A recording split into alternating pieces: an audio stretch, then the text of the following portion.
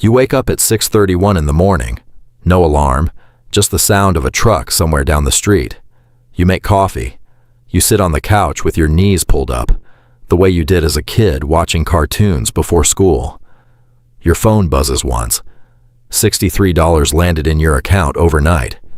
Not from freelance work, not from a refund, from ownership.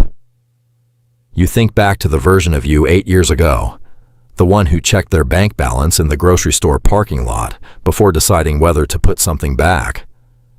You didn't get lucky.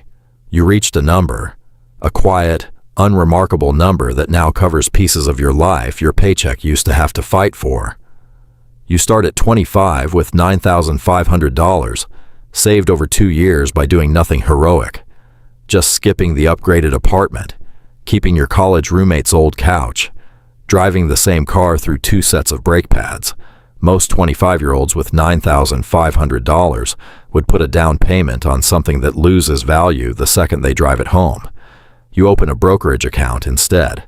You buy a dividend-paying index fund. Nothing exciting, nothing you'd bring up at a party. At a 4% yield, $9,500 pays you $380 a year. That covers your internet bill and your phone plan for 12 straight months, funded by money that never touched your hours. It's a small number. You almost feel silly about it. You don't quit. This is the first dollar you've ever owned that didn't come from selling your time. Your roommate catches the brokerage app open on your laptop one Sunday. $300 a year? That's one weekend, man. You shrug and close the laptop. That weekend, he spends $400 on a festival ticket he'll barely remember by winter. The next month, your dividend hits. You don't touch it. You tap reinvest and watch your share count creep up by a number too small to brag about. You smile at your phone alone in your room. Nobody sees it. It isn't for anyone else. You're 28, $52,000, most of it your own contributions, some of it dividends you never spent. It pays $2,080 a year, your car insurance and half your gym membership, covered without lifting a finger. You do this math one Sunday morning, coffee going cold, and something clicks differently this time.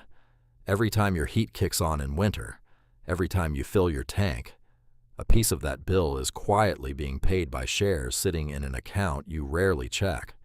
You don't bring it up at your best friend's engagement party that weekend. Her fiancé announces they just financed a boat for the summer, $600 a month. He says it like it's nothing. Everyone raises a glass. You raise a glass of sparkling water. On the ride home, your partner notices you've gone quiet and asks what's on your mind. You say you're just tired. You don't mention the boat payment or the fact that your $52,000 is going to keep paying you whether you show up to work tomorrow or not.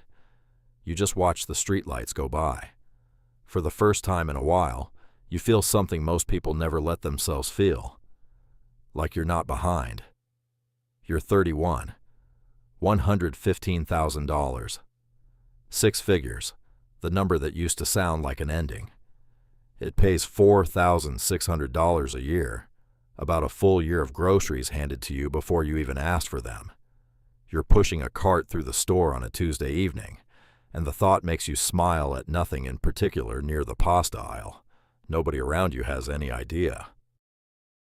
That's when a coworker, Alina, messages you about a stock paying a 15% monthly dividend. It's basically free money. Look at the yield. You pull the chart. The yield is real. The story behind it isn't good. The share price has dropped almost 55% over 2 years. The dividend looks massive only because the stock underneath it is collapsing. The company is paying out cash it doesn't actually have, just to keep people like Alina from asking questions. You send her one message back. Check the price chart before the yield. She replies with a fire emoji and puts $8,000 in that same week. 4 months later, the payout gets slashed by 60%. The stock keeps sliding. She stops mentioning it in the group chat. You keep your boring fund. You keep collecting your $4,600. At 6 figures, the rule is simple. An unbelievable yield is not a gift. It's a symptom. You're 34. $250,000. Nobody at your job knows this number exists. It pays $10,000 a year. Your car payment, insurance, and gas, all 12 months, handled by money that never asked for your time.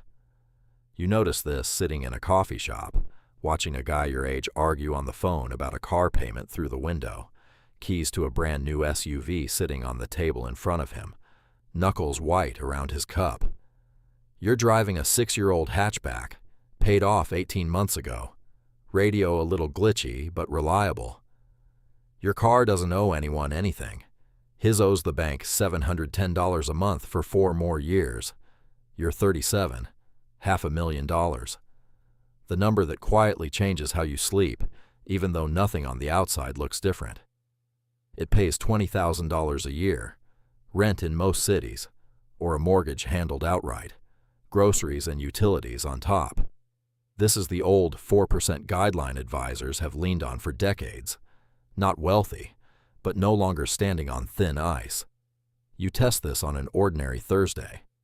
Your manager stops by your desk at 6:15 p.m., asking if you can push through the weekend on a deadline.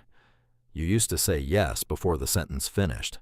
This time you actually pause, 3-4 seconds, and notice something unfamiliar, optional. You say yes anyway, because the project matters to you, but it's a decision now, not a reflex.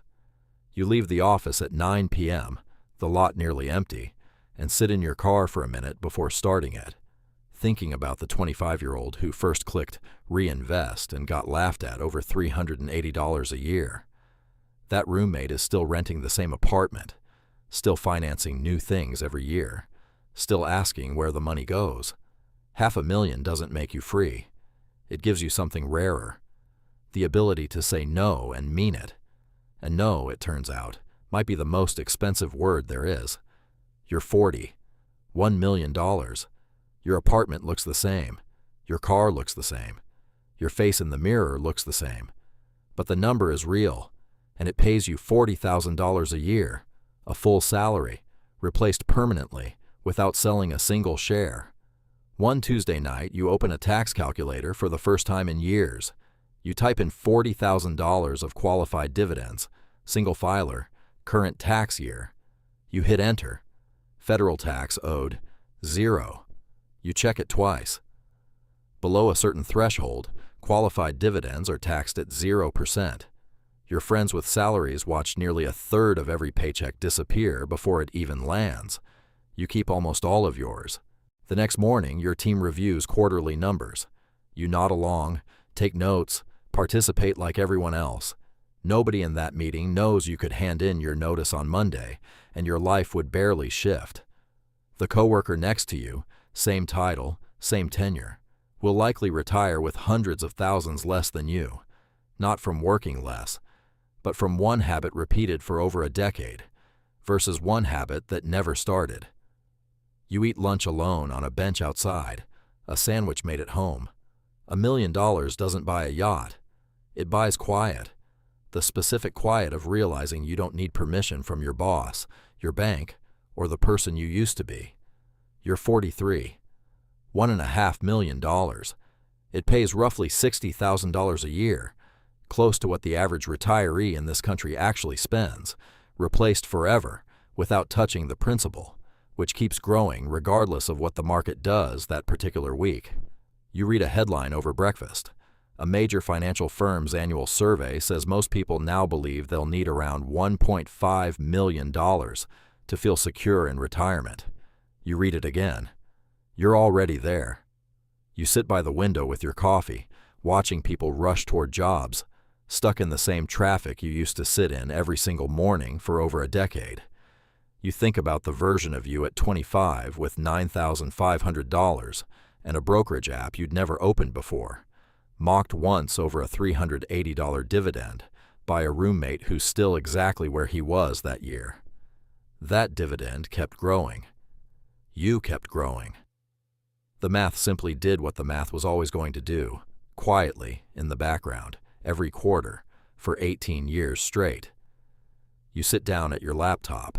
You write your manager one short email. You read it twice, then hit send. You wait for panic to show up. It doesn't. You wait for fear. It doesn't come either. What arrives instead is the same feeling from that very first morning years ago, when $63 landed in your account while you were still asleep. Calm, unremarkable, certain. You're 46. $2 million.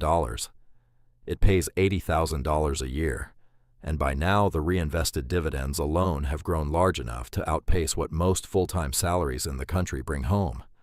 You could spend every dollar of it, and the shares would simply produce more the following quarter. You spend that Saturday the way you've spent most Saturdays for 15 years. Nothing dramatic. You cook breakfast. You go for a walk. You call your mother, who asks, like she always does, if you need anything. You tell her you're fine, in a way that has almost nothing to do with money and everything to do with it at the same time. You think about the thousands of small, forgettable decisions that got you here. The reinvest button instead of the withdrawal, the paid-off hatchback instead of the lease, the sparkling water instead of the boat payment, the check the chart first instead of the 15% yield trap. None of it looked impressive while it was happening. None of it made a good story at anyone's dinner table. Nobody clapped when you clicked reinvest at 25. Nobody was watching when you kept your paid-off hatchback at 34, while a stranger argued with his phone over a car he couldn't afford. That's the part nobody warns you about. For most of the journey, it looks like nothing is happening. And then one ordinary morning, your phone buzzes at 6:31 and $63 has landed in your account while you were asleep, and you realize something had been happening the entire time. The number most people say they need to feel secure. You passed it years ago. Not through luck, not through an inheritance, not through a single lucky bet. Through one decision made at 25 and never broken. Stay patient while everyone around you is spending. While most people traded hour after hour for things that lost value the moment they bought them, you did something quieter. You taught your money to work while you slept. Now your mornings belong to you. Not because of a windfall, but because 18 years ago, at 25, with $9,500 and a boring fund nobody had heard of, you decided that money that never sleeps was worth more than anything a single afternoon of spending could buy. You still make your coffee the same way. You still sit on the same couch. The only thing that changed is what happens while you're not looking.